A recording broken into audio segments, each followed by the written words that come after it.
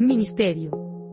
Una vez que un ejecutivo denominacional autista del sur estaba en el campus de Midwestern Seminary cerca del año 2000, declaró que de cada 20 hombres que llegaban a ser pastores, solamente uno permanecería en el ministerio, hasta cumplir los 65 años.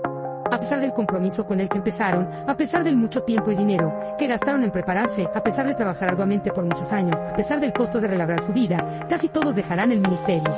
Algunos se irán por razones de salud. Algunos fracasarán en su vida privada. Algunos renunciarán, sabiendo que no entendieron el llamado de Dios. Algunos dejarán el pastorado por el estrés. Algunos serán forzados a salir por una decisión de la iglesia. Algunos saldrán por la frustración y un sentimiento de fracaso. Si usted no ha pensado en retirarse, es porque no ha sido pastor por mucho tiempo. Whitney, 2000. Una de las causas conducentes al fracaso en el ministerio es el agotamiento. Pastores devotos que aman su trabajo sufren el riesgo mayor pues procuran cumplir su llamado con apasionada devoción. Al principio, nada parece ser una molestia a los pastores devotos, aun las largas horas, que están alejados de su familia. Al transcurrir el tiempo todo demanda el pago. Cuando están en la mitad de su vida, estos pastores están agotados. Cuando se ha establecido un ciclo semejante, a menudo los pastores pueden sentirse tentados a aborrecer a la gente a quienes ellos ministran y a temer al ministerio al cual se han comprometido.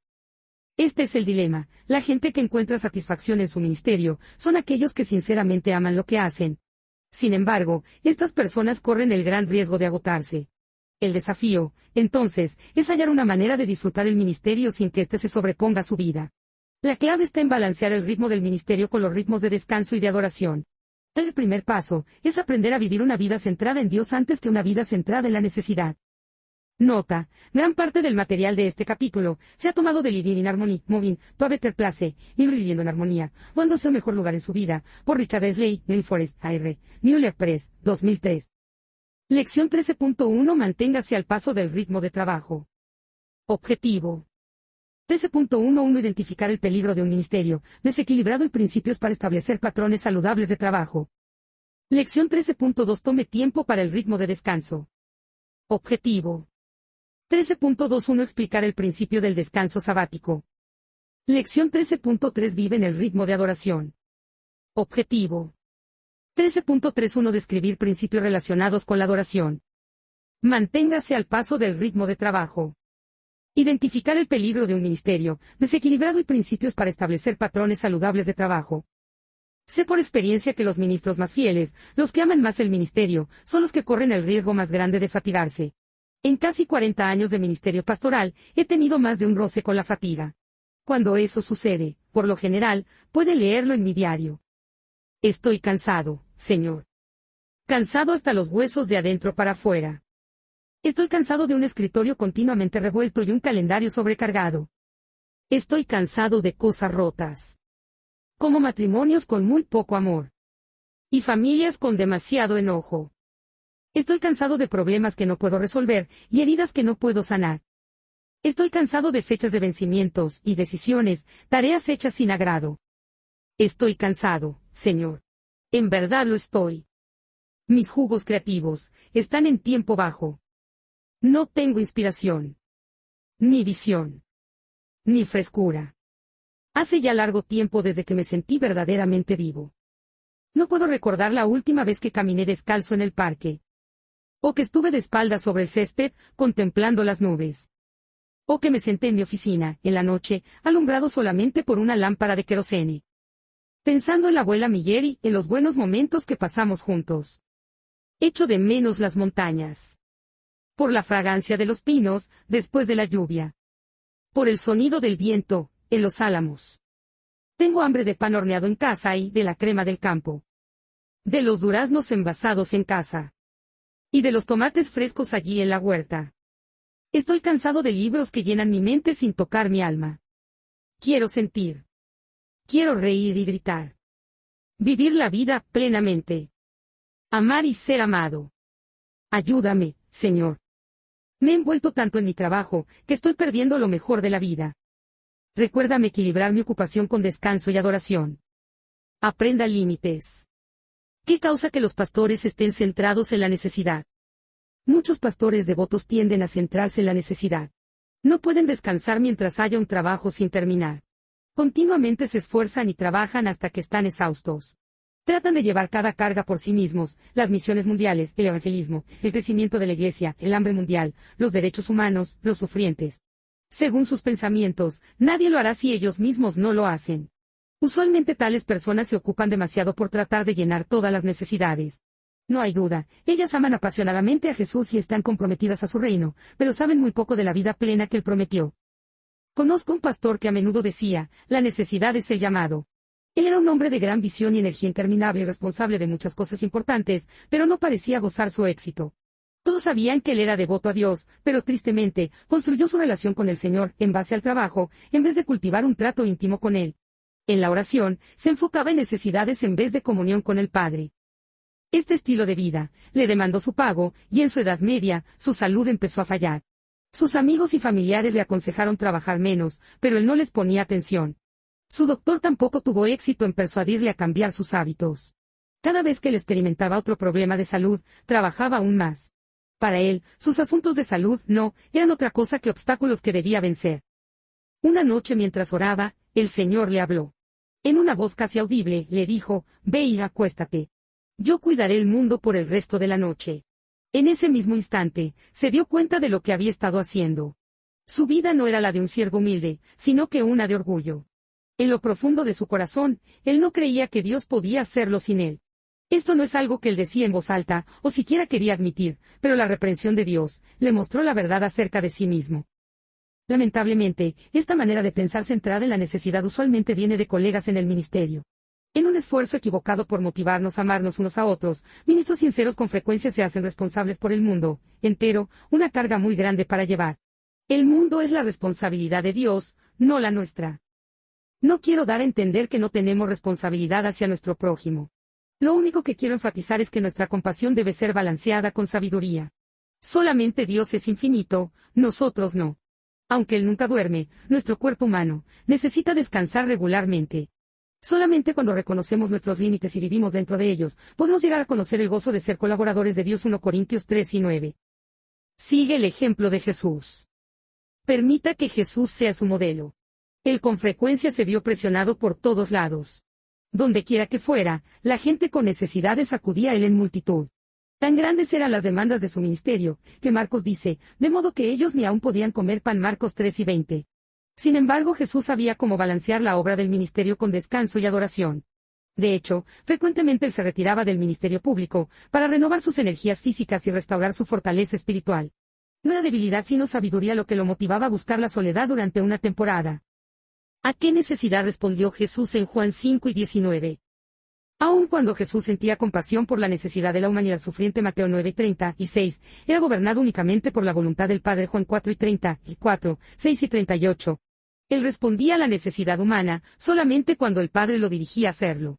Jesús dijo, de cierto os digo, no puede el Hijo hacer nada por sí mismo, sino lo que ve hacer al Padre, que todo lo que el Padre hace, también lo hace el Hijo igualmente. Juan 5 y 19. Algunas veces, Jesús sanó a cada persona que él veía. Mateo 8 y 16, pero otras veces, se acercó a personas sufrientes, para ministrar a una sola persona. Juan 5 y 2, 9. La única forma en que puedo explicar su ministerio es que él estaba centrado en Dios en vez de las necesidades. Él hacía solamente lo que el Padre le dirigía a hacer.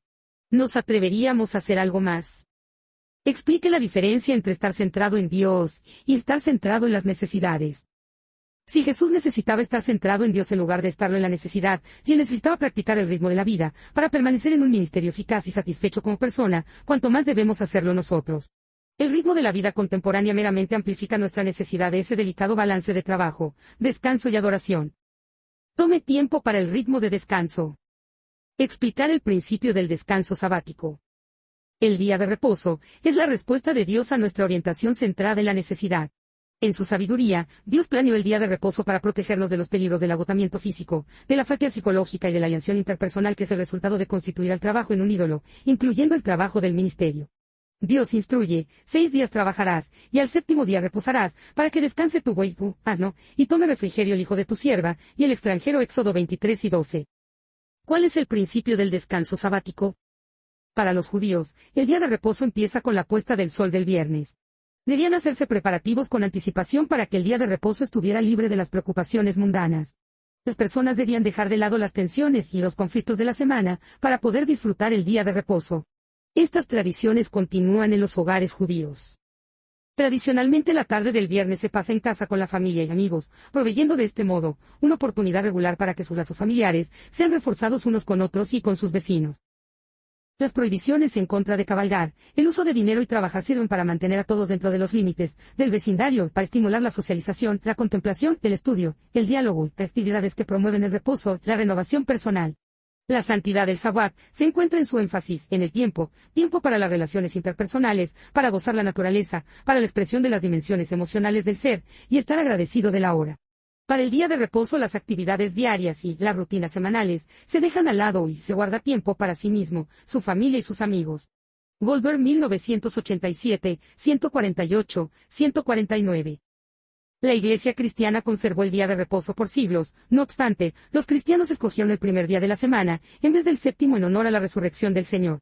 Como los judíos, los cristianos no trabajaban ni compraban en su Sabbat. Hicieron del domingo un día sagrado que no debía violarse, excepto bajo las circunstancias más inusuales. La Segunda Guerra Mundial cambió eso con la primera práctica, ampliamente difundida de una producción industrial de una semana de 7 días. Entre 1960 y 1970 los comerciantes minoristas adoptaron también esa costumbre, y el principio del día de reposo se convirtió en algo del pasado. No por casualidad, el declive del principio del día de reposo fue acompañado por un aumento significativo de disfunción emocional, delincuencia juvenil y divorcio. Sin el ritmo de descanso que proveía el día de reposo, la vida fue deshecha. ¿Por qué es importante que los pastores honren el día de reposo? Como ministro puede ser tentado a pensar que no puede tener un día libre, su trabajo es demasiado importante. Sin embargo, no se engañe. El descanso no es algo optativo, no puede esperar. 6 días trabajarás, mas en el séptimo día descansarás, aún en la arada y en la siega, descansarás. Éxodo 34:21. Piense que la época de arar y la de siega eran vitales para el ciclo de vida agraria de Israel. Un solo día podía significar la diferencia entre fiesta y hambre. Aún así, Dios dice, descansarás. Éxodo 34:21. Bajo la ley mosaica, los que quebrantaban el día de reposo eran ejecutados, cualquiera que no hiciere trabajo alguno, morirá. Éxodo 35:2.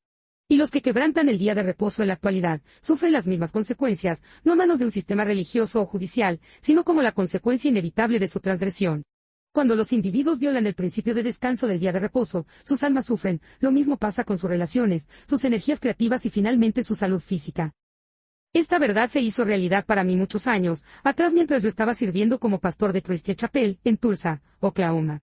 No había hecho caso de la regla del día de reposo por más de un año. No había tomado ningún día libre. Sabía que eso estaba mal, pero parecía haber una crisis tras otra además de las demandas siempre presentes de una congregación creciente. Yo estaba predicando 5 a 6 veces a la semana, dirigiendo un grupo de discusión en un seminario local, manteniendo una pesada carga de asesoría, y animando un programa de radio semanal. La iglesia estaba concluyendo un programa grande de construcción. La operación a corazón abierto de mi padre y una operación de emergencia a la vesícula dentro de un periodo de 3 semanas, simplemente añadieron a mi fatiga. Física y emocionalmente yo estaba más afectado de lo que podía darme cuenta. Empecé a resentir mi trabajo, particularmente la asesoría con su exigencia constante de apoyar y animar a las personas. Le dije a mi esposa que me sentía como un trozo de carne dentro de un estanque de pirañas, pero por un tiempo pensé que podría superarlo. ¿Qué opciones tenía? Mi carga de trabajo aumentaba cada vez que tomaba unos cuantos días libres y siempre estaba esperándome cuando volvía. Además, había estado alejado de la iglesia tanto como me atreví durante la enfermedad de mi padre. En su mayor parte, me las arreglaba para ministrar con bastante eficiencia. Sin embargo, interiormente, me estaba desmoronando. Mis nervios estaban demasiado sensibles. No me quedaban reservas espirituales ni emocionales. Muchas veces mi esposa e hija fueron objeto de mis arranques de enojo y de frustración. Un fin de semana feriado, las cosas llegaron a un punto de quiebre. Perdí el control y le grité a mi esposa por nada. Me odié a mí mismo por lo que había hecho. Mi hermano Bob y su esposa estaban con nosotros ese fin de semana, y compartí mis sentimientos con él. Una vez que empecé a hablar, no pude parar. Dije que no tenía tiempo para descansar, que amaba mi trabajo, pero que me estaba matando, y que me sentía atrapado, y detestaba la forma en que me hacía sentir. A todo esto, estaba sollozando. A pesar del cuidadoso control, desahogué mi dolor, y me asusté. No me había dado cuenta qué tan cerca estaba de desplomarme. ¿Cuál es el primer paso en recuperar el equilibrio en la vida, cuando una persona está sobrecargada de trabajo? Con la ayuda de Bob, tomé algunas decisiones importantes ese fin de semana. Primero, tuve que admitir que no podía hacerlo todo. Entonces tuve que decidir qué era lo que podía hacer, lo que yo podía delegar, y qué era lo que debía dejar de hacer. Finalmente, tuve que retornar al ritmo de descanso. Tenía que tomar fielmente mi día libre. Este tiempo de intenso compartir realmente me ayudó. Pero no hubiera sido suficiente por sí solo, sin un cambio en mi estilo de vida. Estoy aprendiendo a vivir dentro de mis límites emocionales. Del mismo modo como hago un presupuesto de mis finanzas, para vivir dentro de mis ingresos, así tengo que presupuestar mis recursos emocionales y espirituales.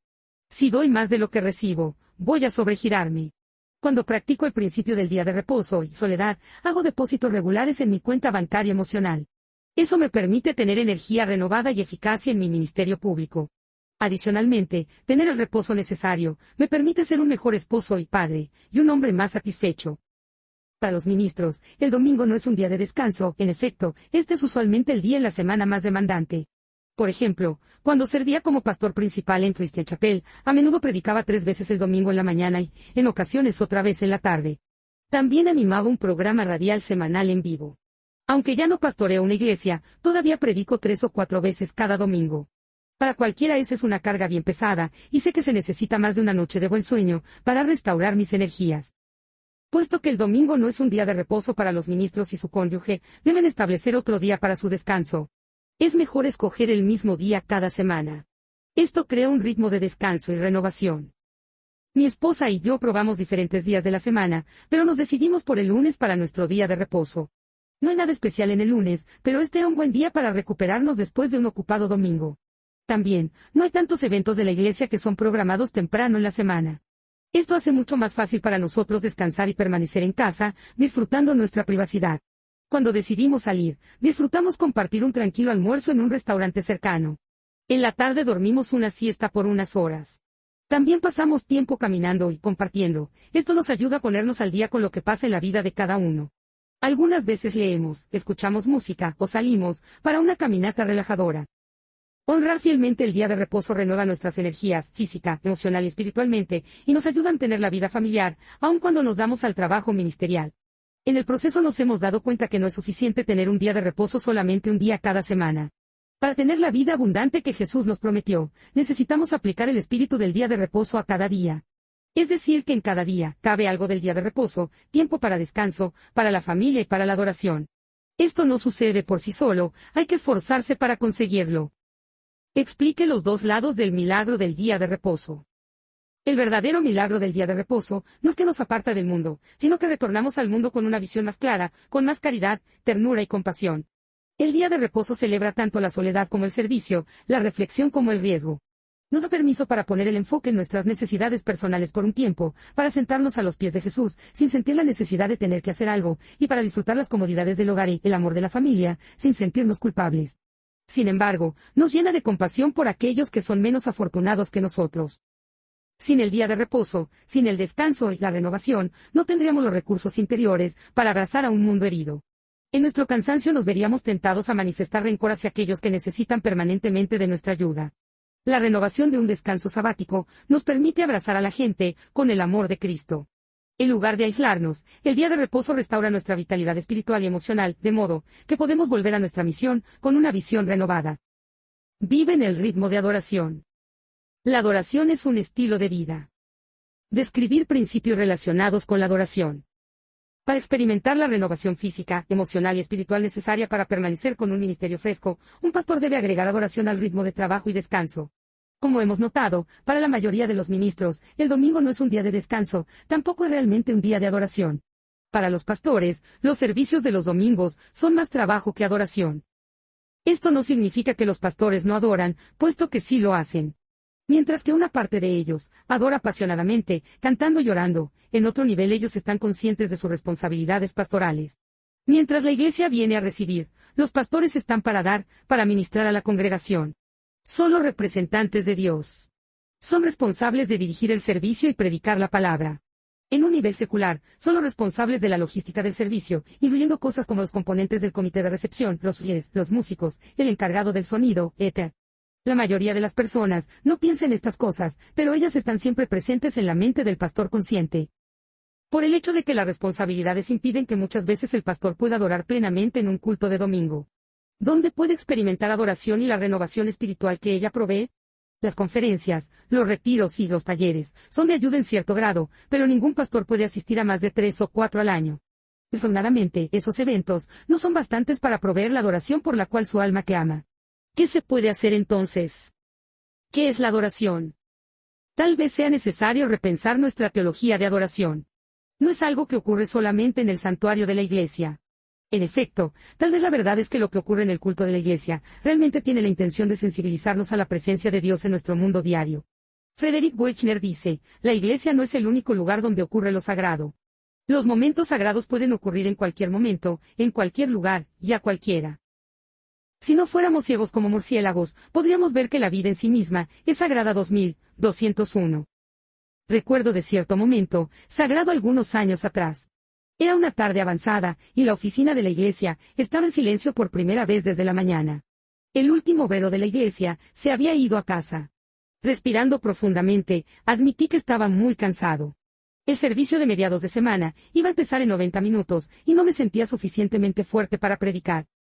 Me preparé una taza de café, sintiéndome muy cansado. Cuando terminé, caminé de regreso a mi oficina, pero en vez de volver al escritorio, me acerqué a la ventana, que daba hacia un campo de 11 acres. El sol se estaba escondiendo, y yo podía ver los últimos rayos brillando en el pasto mojado por la lluvia. Mientras tomaba un sorbo de café, vi cómo un hombre jugaba con 2 hermosos perros cazadores. Me quedé allí, disfrutando la belleza de la creación de Dios, y sentí que las tensiones del día me dejaban. Una santa quietud vino sobre mí y repentinamente sentí la presencia de Dios. Me encontré citando a Jacob, ciertamente Jehová está en este lugar, y yo no lo sabía. Génesis 28:16. Como Moisés parado y descalzo delante de la zarza, que ardía, o Elías, que oyó un silbo apacible, yo supe que estaba pisando tierra santa. No puedo explicarlo, solo puedo describirlo. Por un momento, Dios tuvo un encuentro conmigo en medio de mi ocupado día. Y eso hizo que todas las cosas fueran nuevas. Mi café ya se había enfriado, pero mi corazón estaba agradablemente caliente. Caminé de vuelta a mi escritorio sintiéndome refrescado en cuerpo, espíritu. Solo unos momentos antes estaba sin energía o fuerza, pero ahora mi corazón estaba rebosando. Esta experiencia de adoración me dio el deseo de ministrar a las almas sedientas que pronto estarían reunidas en el santuario. La adoración es una disciplina. A veces la adoración es como eso, inesperada, sin esfuerzo de nuestra parte, pero no con frecuencia. Generalmente debemos prepararnos para ello en forma deliberada, volviendo nuestra atención a lo eterno. Para mí, eso significa a menudo acallar mi alma ruidosa. En medio de mi frenética fidelidad, frecuentemente oigo a Dios decir, estad quietos, y conoced que yo soy Dios. Salmo 46:10. Aún entonces, no es fácil acallar mi ruidoso corazón o aquietar mis ansiosos pensamientos. Pero armado de determinación hago las cosas que han resultado en el pasado.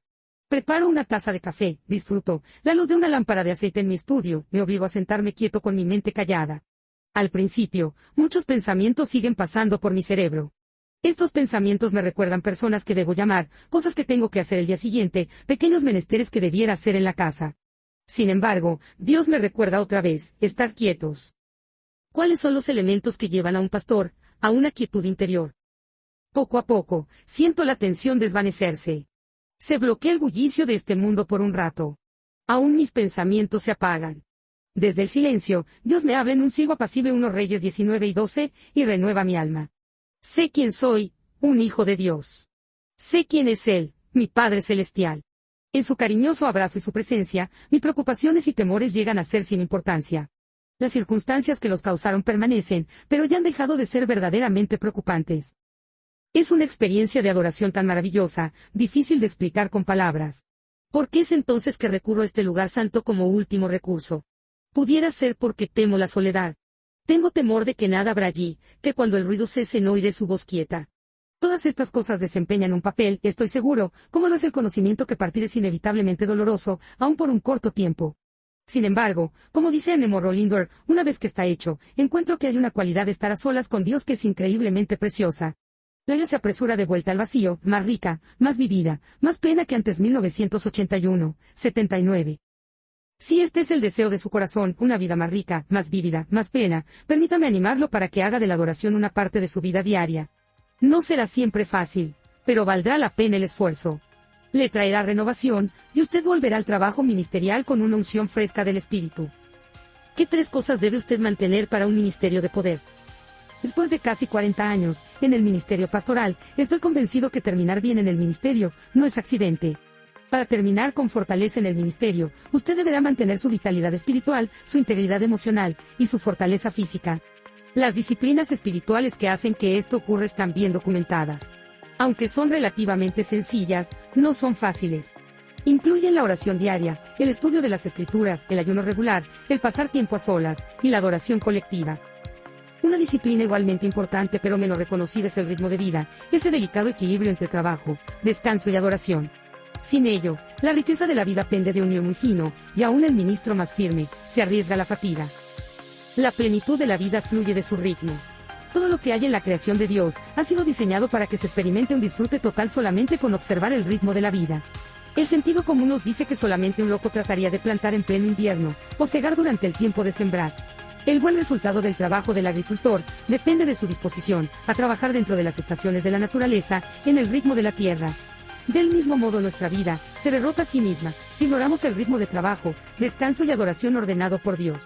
Para llegar a ser todo lo que Dios le ha llamado a ser como individuo, como ministro, debe vivir en el ritmo con Él. Para terminar bien en el ministerio, necesitará practicar el ritmo de la vida, especialmente en tiempos de fatiga y mucho trabajo.